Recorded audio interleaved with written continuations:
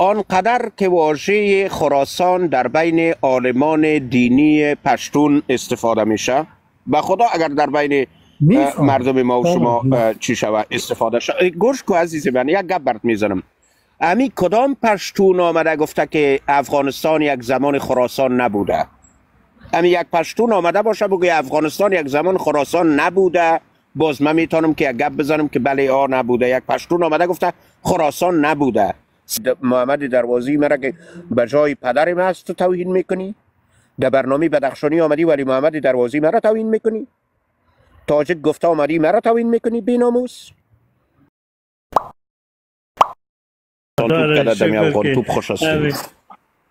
افغانستان به منه و و و و و و و و گران خراسان به منه و و و و یک بار همین خراسان هم بدشنام هم یاد کنی همین به ما کافیست. نه آره من مشکل نیست. من از مریدای احمد شاه ابدالی هستم و احمد شاه ابدالی شاه خراسان است. من مشکلی ندارم با نام خراسان. چرا من بعدم بیایه؟ نام کشورم بوده، آریانا، باختر، خراسان، اینا نام کشورم است. من با این نام ها مشکل ندارم. مویای جان من نمیخیزانم. مگم یک تعداد مردمای خراسانی، من فکر نمی کنم همین خراسانی ها همون دوران یک رقم خاندان گفته یک قوم دوده. همین شما خوب برادر همین از همین توهین به پشتون اوسو کنیم. ببینین بیاییم همین توهین به پشتون همین خراسان خواهی ها را اوسو کنیم دیگه. اینا که گپی برای گفتن دارن. نه او برادر بیاد مورد کاوه آهنگر سلکو یک برنامه بگیرین در مورد ازلای سیاسی کاوه آهنگر شروع کنین. گپ همین که شروع میشه ولی این تو پشتون ها اینتو که حالا به ما چی؟ شما هم بخیزی نموت کنین. اینی مشکلات وطن است.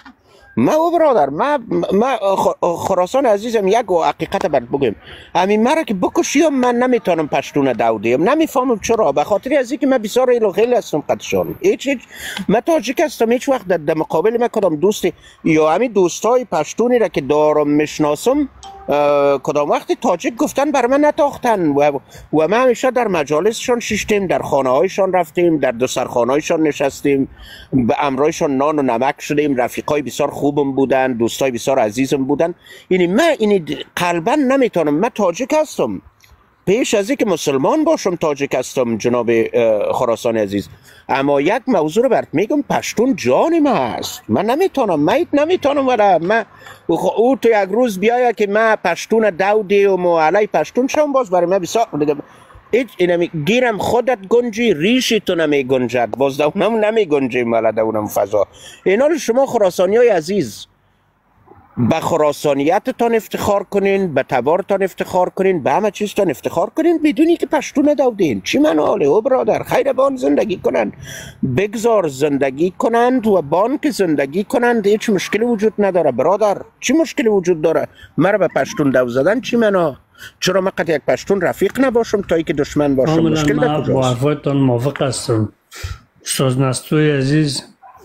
ببینین وقتی ما اگر من نمیخوایم خدای نخواسته در برنامه شما برنامه تان خراب بسازم، وقتی اینا آمدن توسط یک انگلیس سرزمین ما را جعل کردن، بعد هویت ما را جعل کردن و بعد ما را مهاجر گفتن، گلابی گفتن و بعد گفتن ترکستانی و گورستانی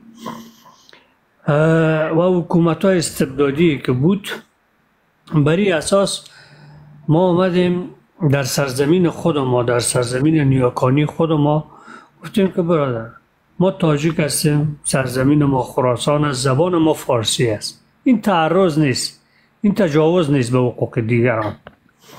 اما اینا آمدن گفتن که کسی که افغان نیست حرامی است، کسی که افغانیت قبول نداره از این سرزمین نیست. خب اینا خودشان باعث شدن که من کوتاه میخوایم صحبت کنم، باز شما صحبت بکنین. آقای نستوی عزیز، مردم ما را وادار ساختن حذف بکنن، زبان ما را حذف بکنن، مردم ما را حذف بکنن. این کار کردن، حکومت‌های کودتایی کردن، حکومت‌های مثلا قبیله‌ای کردن، آمدن تحویل دادن یکی به دیگر. امروز در دانشگاه بلخ مثلا نوشته میکنه در پانتون مچم چه رقمی در دانشگاه بدخشان که تمام 90% زبان فارسی یا پارسی هست نوشته میکنه پانتون. خب چرا این کار شما در دانشگاه خوست هلمند پکتیا نمیکنن نوشته کنن؟ خدا اجازه باشه ما ببین پاسدار خراسان از نگاه اوضاع جامعه شناسی تو نسبت به پشتون به من نزدیک هستی. چرا؟ به خاطر که هم تبار هم زبانم هستی. اما یک موضوع رو برات میگم. من از یک خانواده اهل قلم افغانستان هستم. پدر من یک نویسنده است و مادر من یک استاد ادبیات زبان فارسی است. باور به خدا که در خانه ما تا ما دانشگاه نشنیدیم، همیشه پانتون گفتن، نمیفهم، شاید این در زبانها و همه چیز بودن.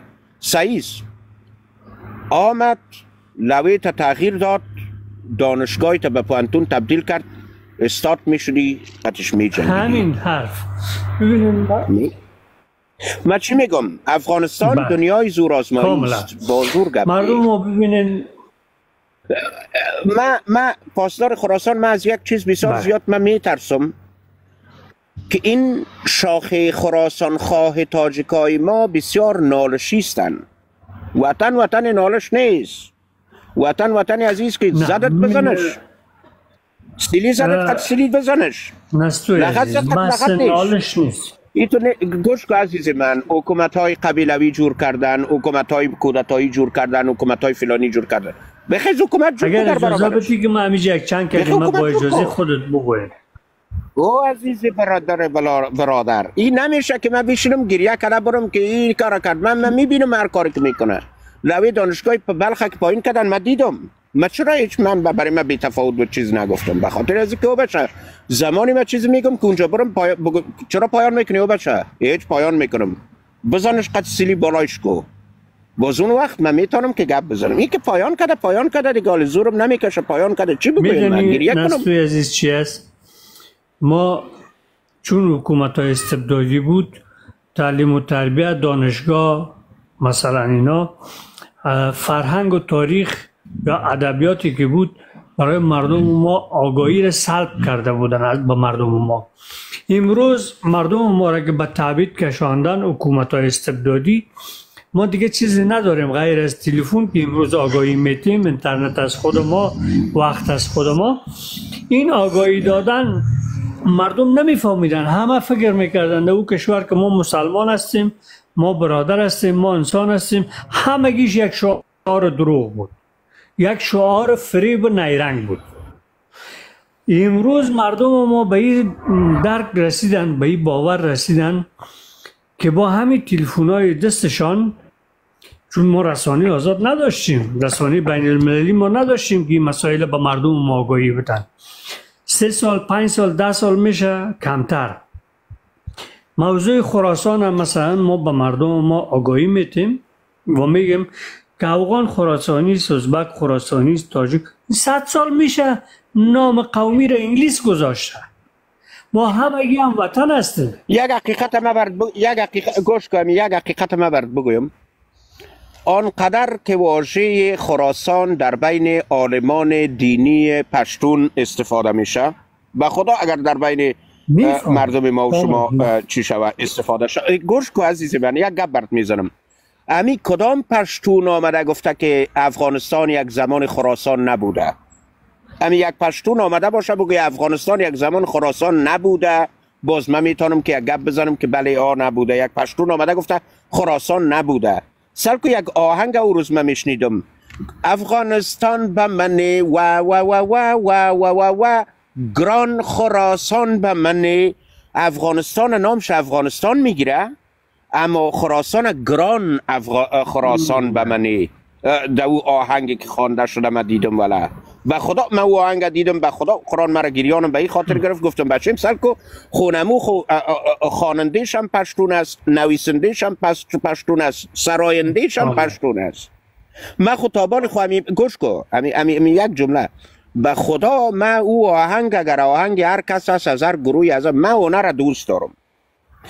پاسدار خراسانه. من هنر را دوست دارم، ولو هنر با موزیک است، بی موزیک است، ترانه هست، شعر است، موسیقی است، هر چیزی که است، نقاشی است. من بچه هستم که در خانه هنر زاده شدیم. من با هنر بیشتر وقت پیدا میکنم. او آدم وقتی که من میبینم که این آهنگ میخونه که گران خراسان به من و خودت واری امی واژه که خودت نشته کردی پاسداران خراسان، امو آدم هم دم ترانه خودش خراسان میخوانش. اینال جوان من به طور مثال اگر کدام پشتونی آمده باشه و گفته باشه که عزیز دل برادر ما خراسان هیچ نمیپذیریم، هیچ نبوده خراسان، او وقت باز مگه خراسان یک کشور بوده، بله الو خراسان یک کشور بوده، من برای از ایمان دارم. بله متشکرم که امروز با ما صحبتایی داشتی که راجع به این مسائل. ما سپاس از این که در برنامه وقت و دیگر چی ما خودمون لایف های متعددی داشتیم قبل از اینکه شما با آلمان بیاین. در فیسبوک داشتیم، در کلاب هاوس داشتیم، حتی در ایمو داشتیم.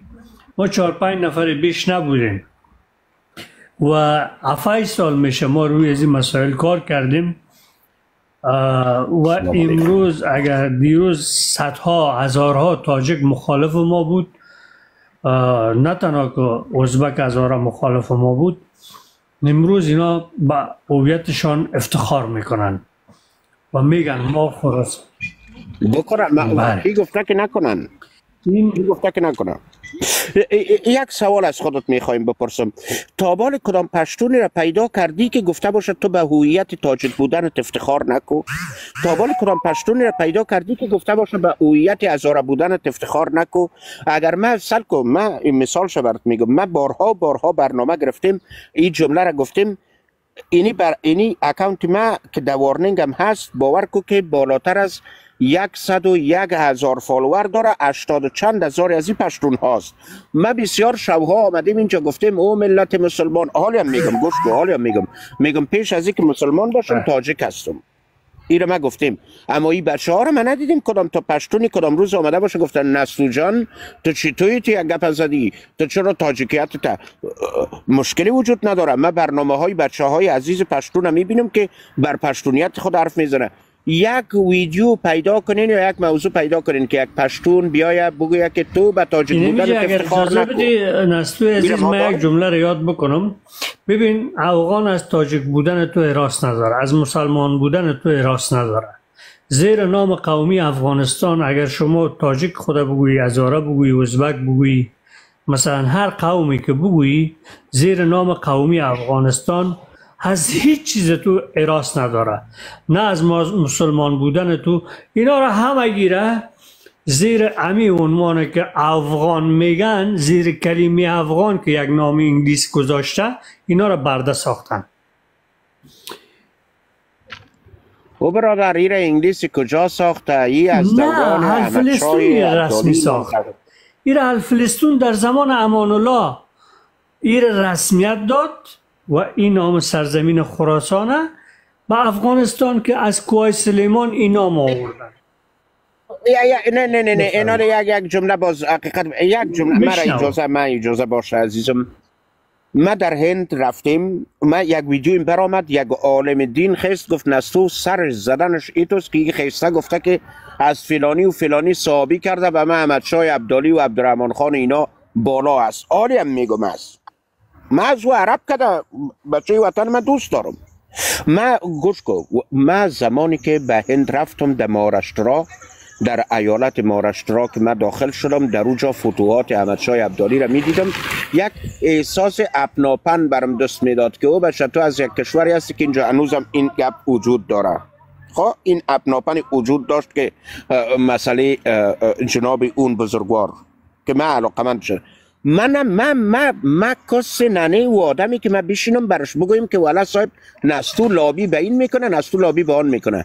من حقیقت موضوعی زندگی من میگم. من رفت چی به پشتونش چی به تاجیکش. من او بچه بزرگوار سرم بد خورد، 1 سال فکر علی تبار خودم گپ زدم دیگه. تبار خب به من چی غرض.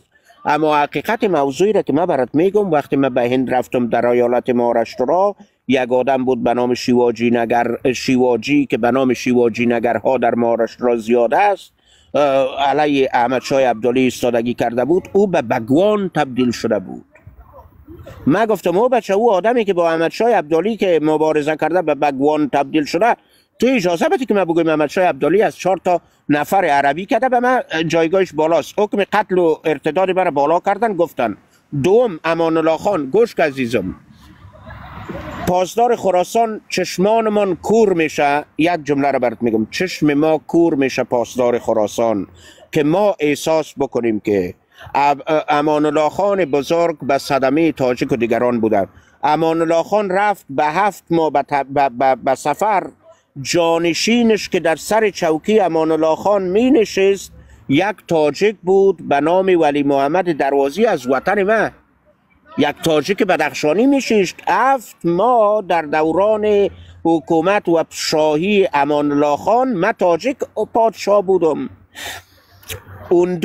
اندو در زمانهای پیش از امان الله خان مجبور بود لباس زرد بپوشه و باج بده به حکومت.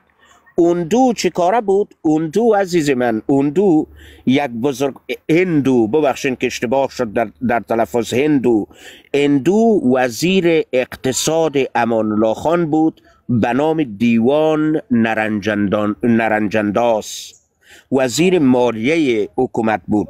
امان الله خان بزرگ و سترگ فرمود که عزیزان اگر قربانی میکنین و در امسایگی هندوها هستین، گو قربانی نکنین که در احساسات امسایه هندویتان وحشتناک احساس نشوه.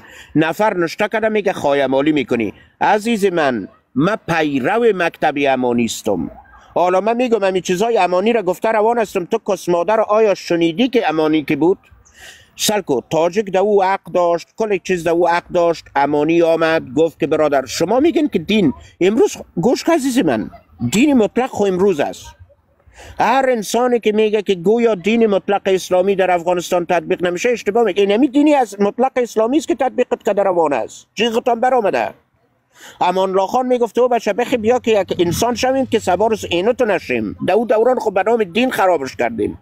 امیال شمایی که خواهان دموکراسی و حقوق زن و همه چیز هستین، امان الله خان میگن دین خراب میکرد. دین خو امروز آورده اونه. زن حق نداره در تمام امورات همتوست. زن حق نداره گپ بزنه، زن عورت است، زن فلان است، زن بسمدانه است. این همی گپ میخواستن بگوین. امان الله خان گفت نه، زن میتونه باشه، زن قوی است، زن بزرگ است. امور نماندیم نه. اینال مرا حق بده که مینایست یک تاجیکی که در حکومت امانی که فاشیزم وجود نداشت و امان الله خان با زبان ما صحبت میکرد و امان الله خان مرا جانشین خودش ساخته بود زمانی که به سفر رفت، بگذار دوستش داشته باشم. تو چی گفته بعدش میگی؟ یعنی موضوعات اجازه یک سوال است. من یک سکولار هستم پاسدار، ببخشین، من یک سکولار هستم پاسدار خراسان، من یک سکولار هستم مسلمان. من میرم نماز خود در مسجد میخوانم، اما وقتی که در دفترم ششتم یک آدم سکولار هستم، تنها به کارم فکر میکنم. مرا بدینم در دفترم غرض نیست. از دفترم که بر آمدم، خانیم که آمدم، من یک مسلمان هستم. اینی را میگفت امان الله خان، گپی بده میزد. شما میگن حکومت های قبیلوی، حکومت های فلانی، حکومت های بسمدانی، حکومت های اینمی حکومت وجود داشته عزیزی من. امانی خو تمام ملیت های در محروم در حکومت امانی جایگاه بسیار والا و عالیه داشتن که چرا هم شد. اگر او بزرگ مرد تا امروز می بود، به مراتب من یک انسان راحت بودم. پشتون به من معنا نداشت، تاجیک به من معنا نداشت. هندویی که 1% هم نبود. اینی آخرین جمله است، باز دوستا صحبت کنن. امان الله خان بزرگ، اقوام در افغانستان زیاد بود، هندو 1% هم نمی آمد. هندو را کلیدی ترین وزارت خود داد، وزارت خزانه‌داری یا وزارت مالیه را به نرنجنداز داد. به خاطر چی؟ به خاطر از اینکه این بچه ها پیش از دوران امانی در استبداد به سر می بردن عزیزی من. بنان ای تو یک آدم دوستش از بوسیدن نیست. چی کرد امانی؟ تنها آمده بود میخواست برهنگی را پیاده بکنه. در این 20 سال برهنگی وجود نداشت. این فعالین حقوق بشر برهنگی صحبت نمی کردن؟ امی امروز من و تو خواهان حقوق زن نیستیم، خواهان حکومتداری امانی نیستیم. امروز ما و تو نمیخوایم زن آوازخوان باشه. امان الله خان میگفت 100 سال پیش زن آوازخوان باشه. بفرمایید دوستا صحبت کنن. گرانقدر ما دمیجا ببخشی حقیقت بیان و پاسدار خراسان خیلی خوش آمدن. ما میخوایم شما یک چیز به می دوستا توضیح بتین از زبان خود. نادری صاحب قند البته سوال ما دو دانه است. سوال اول ای است که همین فرق بین ملت و ملیت چی است؟ نادری صاحب قند اگر میره خوب توضیح بتین به دوستا تا چیز فهم شوه. همین فرق ملت و ملیت به خاطر دوستایی که اکثر ادعا میکنن میگن ملیت ما را یا زیر سوال میبرن یا حذف میکنن. امیر اگر تشریح برشان بکنن که فرق بین ملت و ملیت چی است. یکی موضوع دومی است که ما شما اکثر ما در کشورهای خارجی به خصوص آلمان و اروپا و آمریکا و استرالیا و کانادا ما شما هستیم اینجا. همینجا به خاطر که ما رفتار دوگانه نشه یا ما را زودتر به چشم امو شهروند نگاه بکنن، ما دنبال از استیم که انتگریشن بیشتر رواج پیدا بکنه. اینی انتگریشن که فعلا خود ما دایش قرار داریم در آلمان که توقع داریم مثلا که حقوق ما با یک سیاه و سفید آلمانی مساوی باشه، اینی را ما در آلمان یک انتگریشن مدرن میگیم. چرا ایره در افغانستان ما نقل میگه ناقلین فلانجا، دال که انتگریشن در آلمان در سال 2024 میپذیرن چیز میشنه عملی میشه که عرب و عجم و سیاه و سفید یک جای کردن تا اینا فامید عادت کنن با هم دیگه. چرا این انتگریشن که 100 سال پیش از امروز مثلا در افغانستان اتفاق افتاده، طرف از انتگریشن ما با چشم قومی سعی میکنیم میگیم اتفاق خیلی بد بود که در کشور ما افتاده، در حالی که فامید انتگریشن بهترین راه حل چیزی که اقوام نزدیک هم باشه، با هم دیگه احترام بگذارن بدون از اینکه با هم دیگه تاخت و تاز بکنن یا خود برتر بینی داشته باشن. من میخواستم نظر شما رو در این راستا بفهمم نادری صاحب.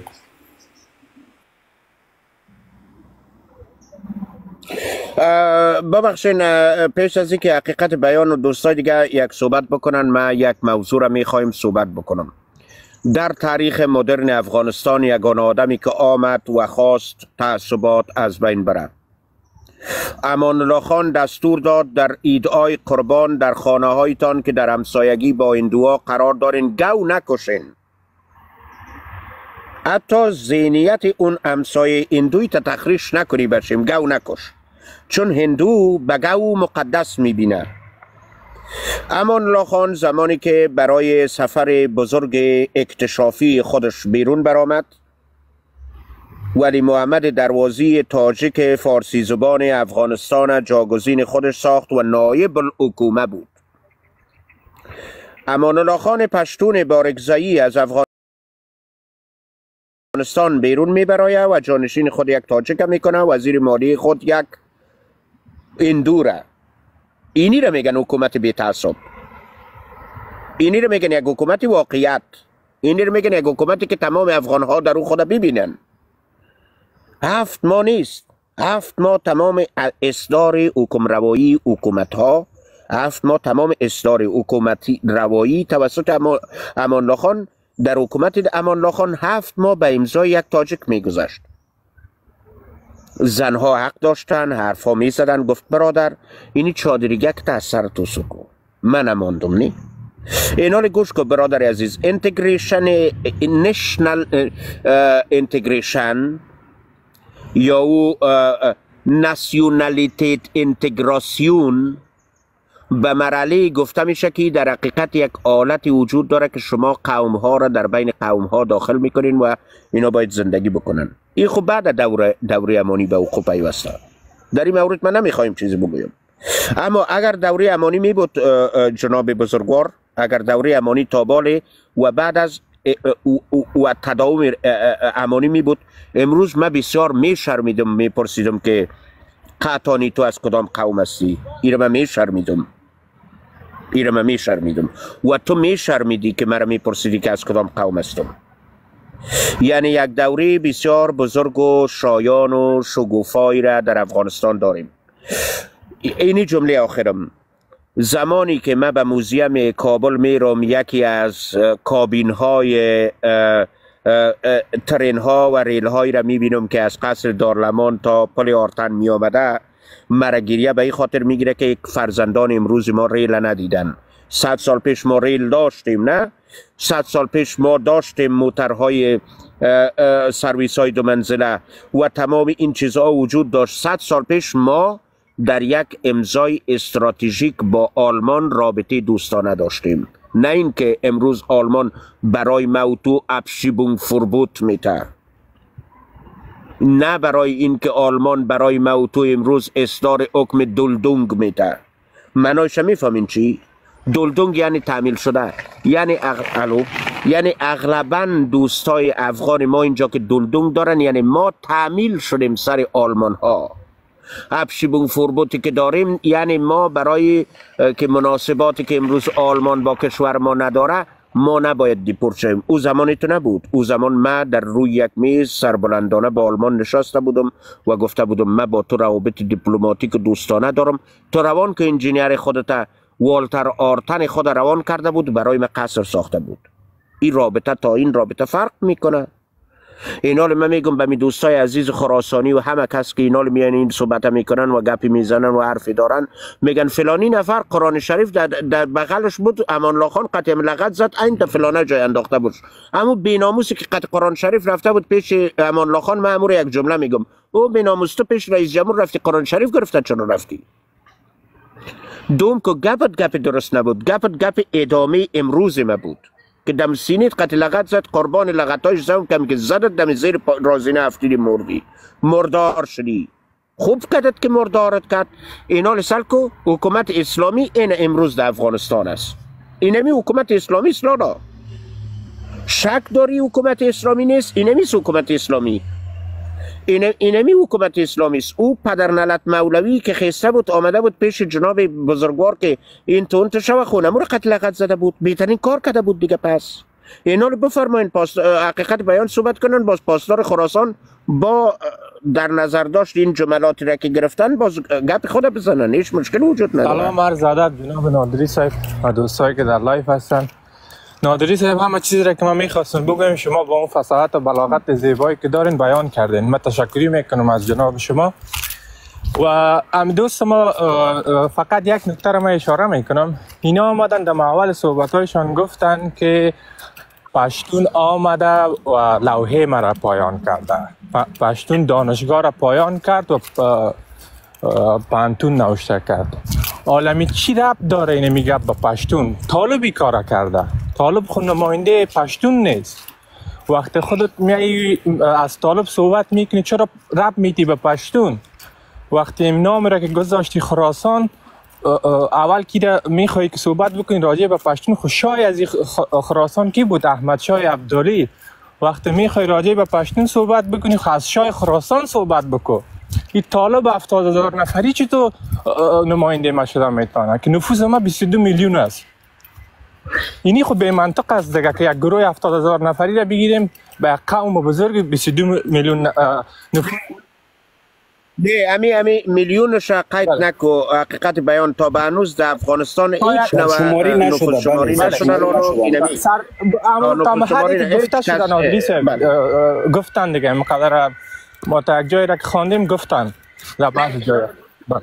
نه اینال گوش کنین. حقیقت بیان اینال شما میگن که 22 میلیون ای رقمی که میگن بسته افغانستان 35 میلیون است، باز 11 میلیون میماند سایر طبقات باز همین به مخاطر نیست. به خاطر از اینکه اجازه باشه جناب حقیقت بیان، با وجود تمام احترامی که من برای تمامی بچه‌ها و به ویژه برای تو دارم، امی آماری در نفوذ افغانستان گپ زدن تفریقه در برنامه ایجاد میکنه. امیر خیره ایتو میگیم بخش کثیری از ملت افغانستان، بخش بزرگی از ملت انت گفتم میتونیم، اما این میلیون گپ ما همیجا بود. وقتی میایین از پشتون صحبت میکنین لطفاً از شاه خراسان صحبت بکنین. یک گروه 70,000 نفری کوچک دیگه رب به پشتون نتین بزرگوار. امی همه امو آدمی را که اینا استاد خود میگه من در لایفایشان اشتراک کردم، امی صحبت دومش فقط تاخته سر پشتون است که پشتونی تو کرد پشتونی تو کرد. دیگه من چیزی گفتنی ندارم. جناب نادری صاحب همه چیز شما بیان کردین. تشکر. امید سوال مرا جناب نادری صاحب شما فکر کنم نگرفتین. اول ما ای بود که فرق بین ملت و ملیت چی از نادری صاحب قندق امیر تشریح کنن. گوش کنین، ما بعضی از تشکل ها داریم که از نگاه سوسیولوژی ما از واحدهای کوچک میرسیم به واحدهای بزرگ و فرا بزرگ و به واحدهای بیخی مانستر. اینا رو من براتون یک گپ میزنم. من نستو با خانم اکس ازدواج میکنم، ما دو تنیم. من یک فردم و همسر من یک فرد، ما دو تن با هم ازدواج میکنیم، یک خانواده میشیم. این خانواده ما یک فرزند میآید، ما یک خانواده میشیم، 2 تا 3 تا یک خانواده میشیم و بعد ما مربوط یک خانواده بزرگ میشیم و ما مربوط یک قریه هستیم و ما مربوط فلانه میشیم و ما مربوط فلانه میشیم. ملیت آخرین ایستگاه رسیدن به ملت است. ما به چی معنا؟ مجموعی بچه های کاکا یک جا میشیم و یک قوم تشکیل میتیم. مجموعی بچه های کاکا یک جای میشیم، یک قوم تشکیل میتیم. ملیت آخرین ایستگاه رسیدن به ملت است. به چی معنا؟ من از ملیت تاجک میایم، تو از ملیت پشتون میایی، اون از ملیت هزاره و ازبک میآیند و در این تقاطع ما با هم دیگر به یک ملت تبدیل میشیم. هیچ ملتی بدون تشکل ملیت های مختلف و ملت تبدیل نمیشن. متاسفانه ما از ملیت های مختلف میاییم، در درون این تقاطع مشکل داریم و مشکل ما در چیست که این تقاطع باید از بین بره. چگونه تقاطعی؟ در این کراسورد جنکشنز که برش میگن، که یعنی ما در یک چهارراهی یا راوند چطورکایی که میگن، در روزا که من درس ترافیکی را میخوانم، یعنی ما در یک چهارراه با هم دیگر یک میشیم. در این چهارراه که ما با هم دیگر یک میشیم، بله من از تاجکان افغانستان میایم، تو از پشتونانش میایی، اون از ازبکانش میایی و ما در زیر یک چتر قرار گرفتیم. باید یک افغان باشیم که در اینجا مشکل وجود پیدا کرده. یک طبقه میگه من نیستم، یک طبقه میگه من هستم. جز افغانستان دیگه تمام کشورها این مشکل خود حل کردن. ایندی ها از بالاتر از 1 میلیون ملیت میاین، در یک تقاطع با هم هندو میشن. امریکایی ها بالاتر از هزاران ملیت یکی میشن و میاین و امریکن میشن. استرالیایی ها بالاتر از هزاران ملیت میاین، در یک تقاطع استرالیایی میشن. پاکستانی ها همین رقم و آلمان ها همین رقم. ما مشکل داریم، ما در تقاطع اصلی افغان نمیشیم، ما یک تعداد ما نمیشیم افغان. این مشکل در اینجاست. در غیر از او ما اینمی لحظه که من در این چوکی ششتیم در آلمان نشستیم، من یک مهاجری هستم به نام افغان یاد میشم. ای که من اینا پلیس بیایه، من کمی از این کار دا بگیرم از همینجا تا می بیخ خود پاره کنم که من افغان نیستم، من در نظر پلیس آلمان افغان هستم. خب نادری صاحب، از این فرصت من استفاده میکنم. یک سوالی که من بسیار وقت است که از شما میخوایم پرسان بکنم، که شاید ما هم نمیفهم راستی خداییش که ما قدر معلومات ندارم. اینمی که در افغانستان دری است یا فارسی؟ ما خود در دوران مکتب یا پانتون خود دری میخواندیم. حالا این فرق فارسی و دری چی است؟ همین برای ما اگه شما بیان بکنید.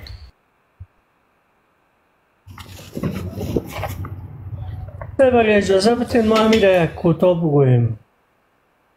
خراسانی صاحب بفرمایید، با وجود با در نظر داشت گپای ما و بچه هایی که گفتن بفرمایید گپ دارم بزنید.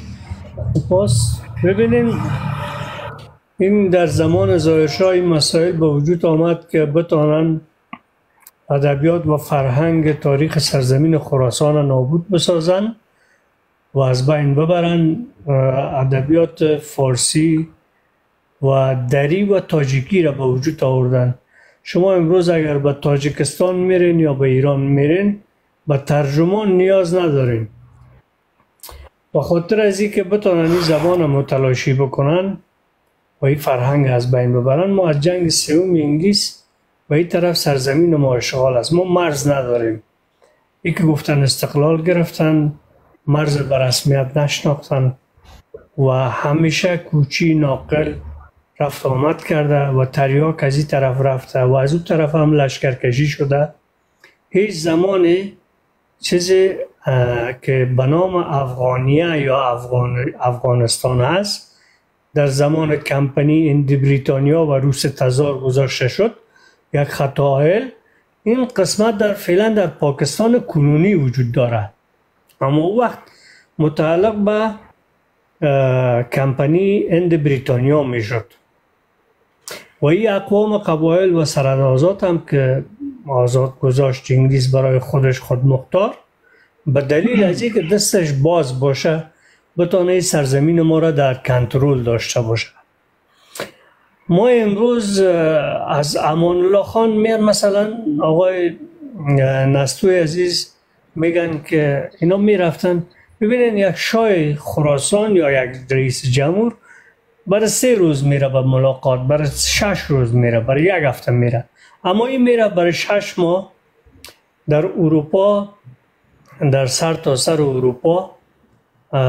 حالا با جملات الفاظ زشت استفاده نکنیم، کمی مؤدبانه بگوییم که مثلا در کاسیو یا در جایی که عیاشی یا مستی یا شرابخانه یا میخانه که بود گشت گذار میکرد و این قدرتش فعلا که در داخل کشور به یک برده که به نام تاجک بود داده بود و او باج خراج میگرفت از مردم، از زمینای مردم مثلا مالیات زیاد میکرد و مالیات مردم را جمع‌آوری میکرد میداد به کی؟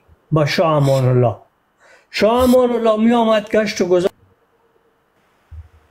به خاطر از این برای 3 دقیقه خودت دیسکونکت کردم، به خاطر از این من خودت 3 دقیقه از برنامه دیسکونکت کردم که تو ولی محمد دروازی را برده گفتی. تو با سر بدخشانی من با تازی من در پوزت میزنم بچیم. به او خاطر به مدت 3 دقیقه از برنامه دیسکونکت هستی و اگر خواستی دوباره بیایی. شاه امان الله رفت که ببینه دنیا چه خبر است بچیم. نستوی 2 سال پیش افغانستان تا نستوی امروز آلمان فرق میکنه. من که میگفت سکولاریست هستم میگفتم سرش از زدن است. امروز خود نستو صدا میزنه من سکولاریست هستم، چون من میبینم اینجا یک نظام فدرال سکولار است. چی زیبا زندگی میکنن، بهشت روی زمین دارن. ولی محمد دروازی غلام بود، هیچ وقت غلام در چوکی بادار نمیشینه، او یک طرف بود بچیم. ولی محمد دروازی غلام بود، او یک طرف بود بچه کاکا. بدخشان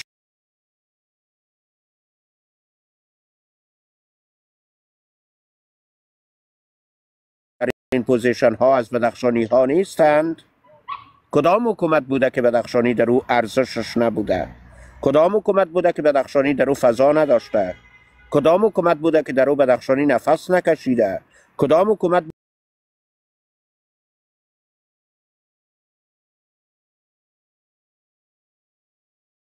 است؟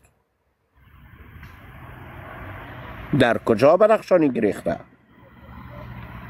در کدام قاموس بدخشانی گرفتگی است؟ تو ولی محمد دروازی مرا که به جای پدرم است توهین میکنی؟ در برنامه بدخشانی آمدی ولی محمد دروازی مرا توهین میکنی؟ تاجک گفته آمدی مرا توهین میکنی بیناموس؟ ولی محمد دروازی من غلام نبود، او بیناموس غلام بچه نبود. ولی محمد دروازی من غلام بچه کدام شاه را پیش نبرده. ولی محمد دروازی من کسی بود که شاه نبود در چوکی شیشته بود نرواره. الو. ولی محمد دروازی من اونو جوانی بود که غلام بچه نبود، شاه نبود در چوکی شاه شیشته بود. 7 ماه شاه نبود در اونم چوکی امان الله خان که چوکی ریاست جمهوری و پادشاهی بود اونجا شیشته بود. من غلام بچه نیستم، من نایب الحکومه هستم. ایره بدان، ایره بفهم. بدخشان غلام نیست. بدخشان در این حکومت افغانستان که فکر کنید در 300-400 سال دوره ریاست جمهوری هم کدگی است. این متوجه باشی لالا. در برنامه بدخشانی آمده بدخشانی را غلام خطاب کنی، باز من در پوزت میزنم. و من الله توفیق و الصلاة و السلام علی رسول الله و بزور حضرت رسول اکرم صلی الله علیه و سلم و زور حضرت علی کرم الله وجهه. در برنامه بدخشانی را غلام کنی خطاب کنی، پوزت میزنه بچیم. ما در چوکی پادشاه شیشتیم، ما غلام بچه نبودیم. غلام بچه کدام شاه نیستم، من فعلا هم غلام بچه کدام کس نیستم.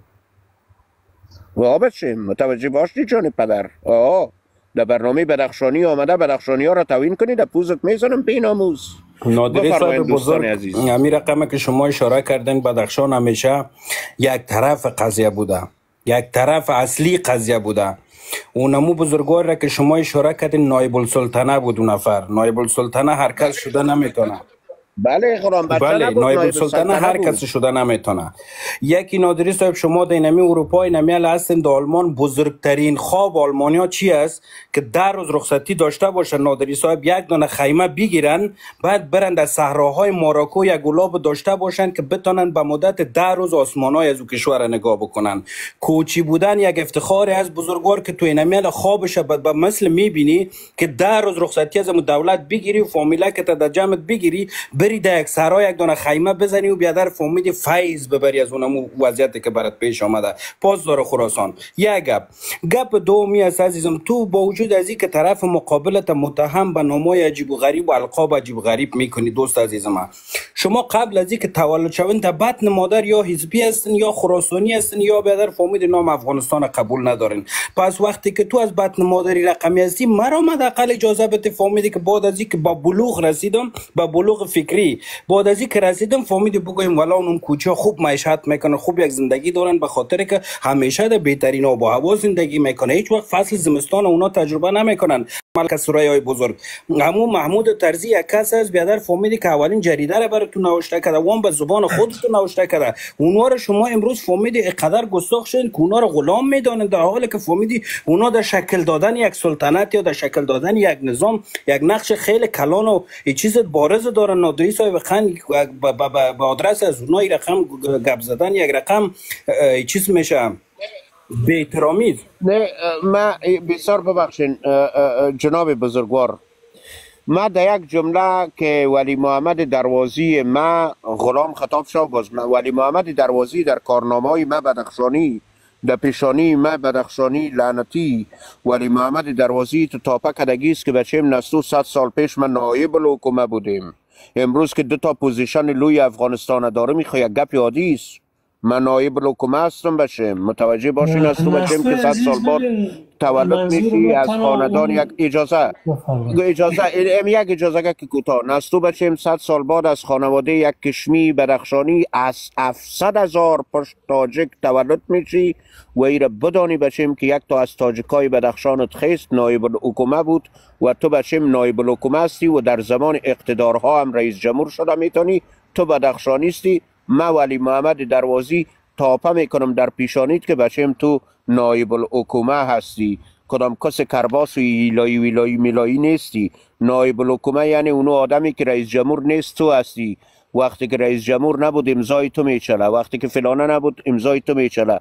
این معنا را دارم ما و هر انسانی که ولی محمد دروازی تاجک مرا و ولی محمد دروازی بدخشانی مرا توهین بکنه، باز ما بیادر گل که خدا کنه خدا این باشه ما به قدش استاد میشم. یکی و خلاص لالا ولی محمد دروازی کسی است که 100 سال پیش برای من بدخشانی نشان داد که بچیم نستو تو بدخشانی میفهمی کی هستی، تو کسی هستی که نایب السلطنه هستی. ختم و خلاص دیگه نمیفهمم.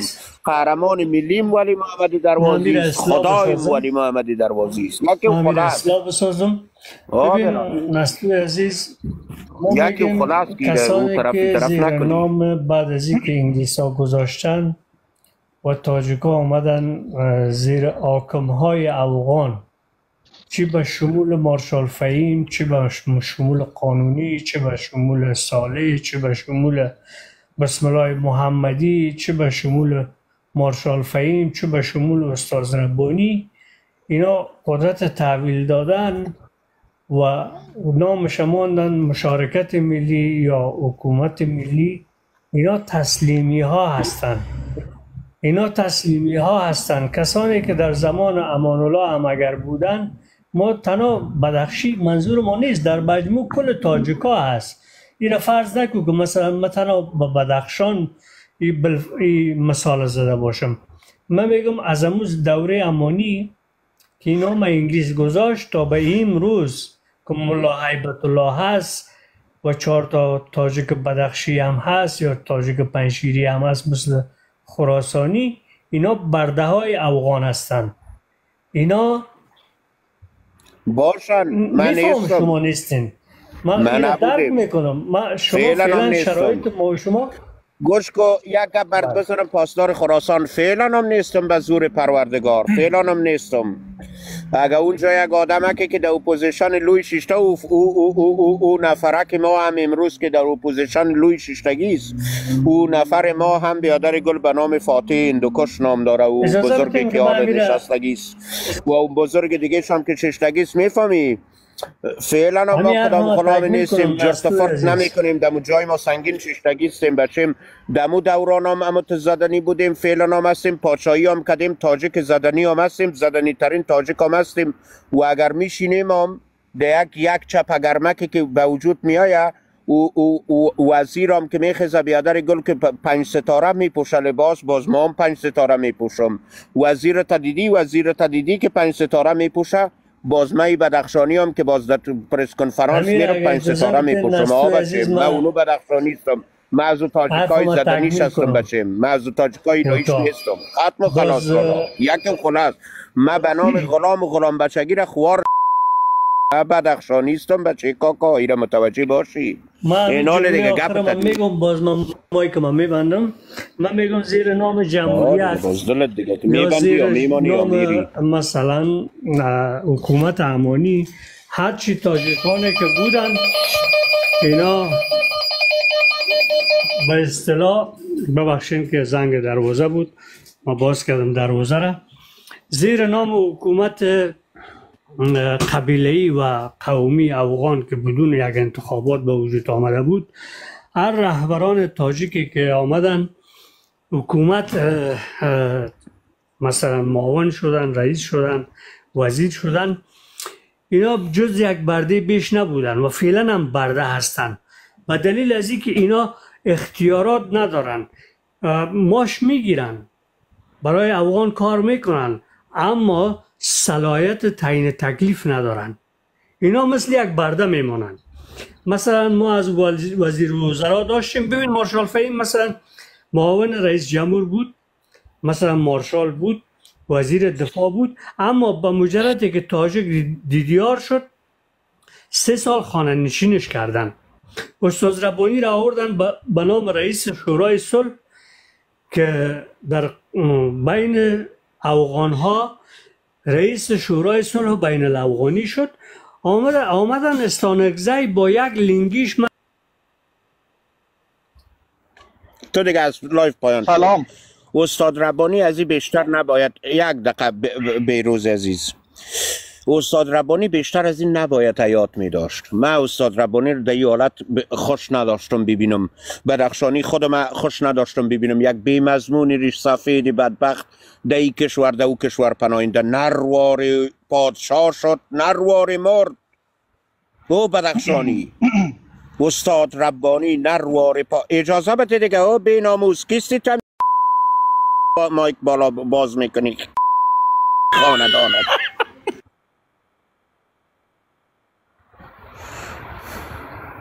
کیستی کمی که باز میکنی و دیگه که باز میکنی. گوش کو، ربانی اونو بزرگ بود که پادشاه شد، نرواری و نرواری مرد.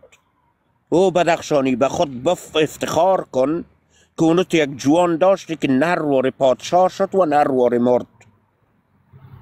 الهی نشد در این کشور و آن کشور، کسی کرباس نشد در این کشور و آن کشور که حال سر حکومتی در تبعید قد فایق سر زلیت دوا کنه. من رهبرم که قد فایق واری آدم که بیای سر زلیت دوا کنه، من خوار. ربانی نرواری از بدخشان خیست پادشاه شد و نرواری مرد. دروازی نرواری از بدخشان خیست، نایب الحکومت بود، نرواری مرد. امروز هم بدخشانی بیادر گل اونجا وزیرت هم که امو لباس میپوشه او هم میپوشه. این زور است، این معصوم ختم دیگه. کار چیزی که میگه دیگه شما نمیفهم. زیاد سیاسی هم گپ نمیزنم. ما بدخشانی بسیار ببخشین قطانی ازی، ما بدخشانی خدا میلایی نیستم. ما بدخشانی نیستم که از قدگر ننید. ما بدخشانی نیستم او کس مادر.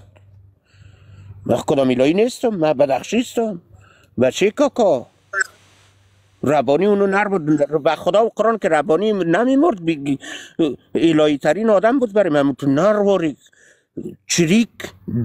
چریک بالا باید بمره. چریک باید کشته شوه. ربانی کشته شد، نرواری کشته شد. نرواری هم پادشاهی کرد. نرواری هم مر نشان داد که بدخشانی رئیس جمهور بوده میتونی. ختم. ولی محمد دروازی هم یادم داد که نایب الحکومت بوده میتونی. فلانی هم یادم داد که این تو هست. حکومت پشتونیزم هم که باشه تو هستی. کلانی بدخشانم من دوست دارم. صدقه سرش شوم. ختم. بفرمایین جناب بزرگوار، دیگه از سیاست میگذاریم. همین مسائل سیاسی را کلان باید کنار بذاریم. نادری صاحب من یک دسپرادو گرفتم خیلی خوشمزه. فقط از ربانی بزرگ ما فهمید یک چیز یاد گرفتیم از استاد بزرگ، فقط مردان استاده میمیرند. اگر بزرگوار فهمید امیر رقم نمیمرد نامش هیچ وقت جاویدان نمیشد. امروز تو تنیش در روی ما نمیکوبیدی. باش من ایره به پشت خوارش روان کنم. برای که اسکریمای ننید یا اسکریما را به خوارت بده که اولادی کن. ایگه پاره یک دوست ناشته کرده. نه رفت دیگه پشت برای کیرم ده خوارت بگو. دوست عزیز نادری صاحب من یک دسپرادو گرفتیم جایت خالی فهمیدی؟ باش که نشانت بتم. جان خیلی خوشمزه. این بیادر جانی اینه. این بیادر بزرگوار ما فهمید 5.9% است. خیلی خوشمزه و خوشخور است نادری صاحب. ای کدام طعم چرز داره؟ طعم سیگریتی داره. طعم چی؟ چارسی سړی نه سړی په سلو کې یو سړی هغه هم د خپله نه سړی نه سړی بزور خدا. یگان چنگک بندازیم. چی گفتی؟ نه چنگک چی میکنه؟ بچه من خانه خود روان دستم. خوب باشه یگان چنگک نه از هم سیاست میگذاریم. او بچه آمده بود خدا میخواست که فلانی ها غلامان بودن. فلانی غلامی کجا؟ غلامی چی بچه؟ من اونجا میفهمی؟ من اونو ولایتی هستم که در دوران حکومت طالبانی که خیستم که غره ورداشتم. تنها ازبکم خیست که غره ورداشت. نفهمی؟ غره ورداشت که حکومت تقتی حکومت تتکان آورد. تنها ازبک ولایتم خیست. تاجکش خود جایش بان.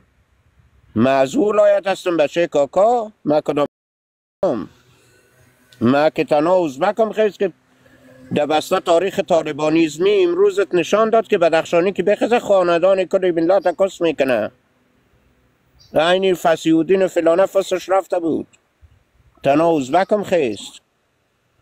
تو میفهمی که من بدخشانی کیستم بچه کاکا؟ تو قطعی خودت دیگه درگیر نکن. من بچه من غلام ملامی را نه. من بدخشیستم. تو یک بار تاریخ مرا بخوان که من کی هستم. من چی رقم تاجک هستم. من چی رقم افغان هستم. من چی رقم دیگهش هستم. من چی رقم ترکایش هستم که وزیرم همون لباس پوشید که من نپوشیدم. من زدیم دم لوی درستیزیش. وزیرم که همون لباس نپوشید که خودم نپوشیدم. باز دم لوی درستیزیش میزنم. 5 ستاره که وزیرم پوشید خودم که نپوشیدم لوی درستیزیش هم میگایم. بچه من بدخشیستم. خواه گذاشته از دیگه پا دیگه خوب است. گردنت بسته جان جور است. نه قربان سر جان. تو به خدا خوب است. نه خو همی کسمالرها یک چیز متوجه نیستن. بدخشی همیشه قلم زده. تو کسمالر که تو مرمی زدی بگو. یه قلم چی میکنی باز دیگه شم باز دیگه بیدر گل که خب والله دیگه طرفای خیرتی خیریتی همین نصف بیرش 8% خوردم با قرآن کلمه مرموت گنگز کدن نادری صاحب فهمید بنگ است داره گوشایم